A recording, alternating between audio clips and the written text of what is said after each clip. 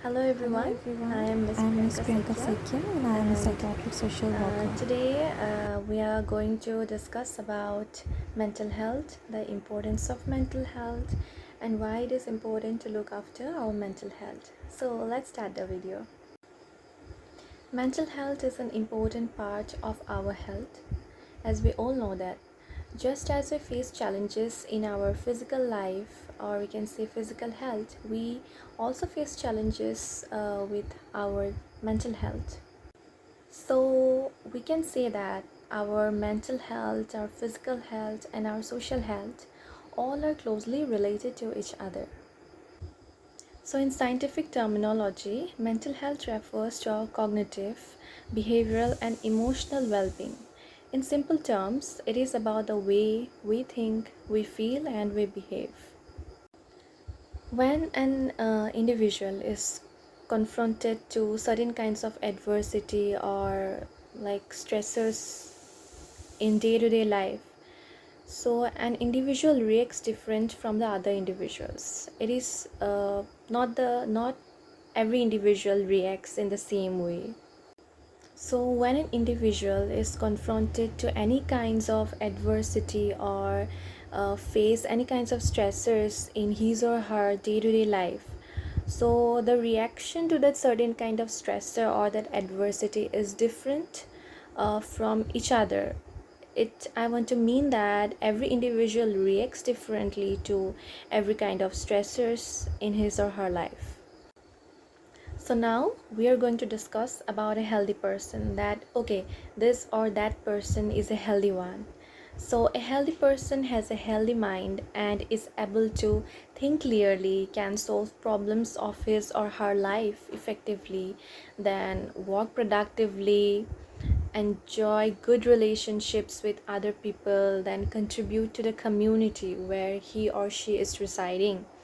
Then the person should also have some positive self-esteem, work competently, and also can cope with adversities effectively in his or her life. Many people in today's society also ignore if he or she is suffering from any kind of mental health issues. They think that if they go and seek help from any of the mental health professionals, whether it is a psychiatrist, a psychiatric social worker, clinical psychologist, or a psychiatric nurse, people will tag or label them as mad or crazy. So in this process, what happens is that many of us can't access to the health system benefits, and in this process the person who is suffering from mental illness lastly has to go and admit him or her in the hospital, and it takes time in the entire process of recovering. So those who are watching my video right now, I'm requesting those individuals to go and take help from your nearest mental health professional. If you see any of the person or you yourself have signs and symptoms of mental illness, it's better not to ignore it.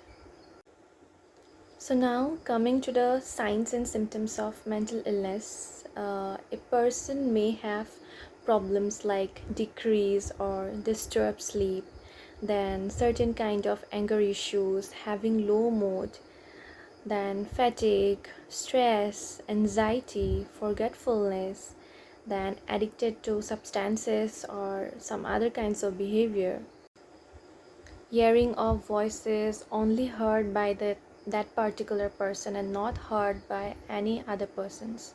Then that person may also see some unusual objects which only that person can see, not seen by other people, and having some tall talks, then disinhibited behavior.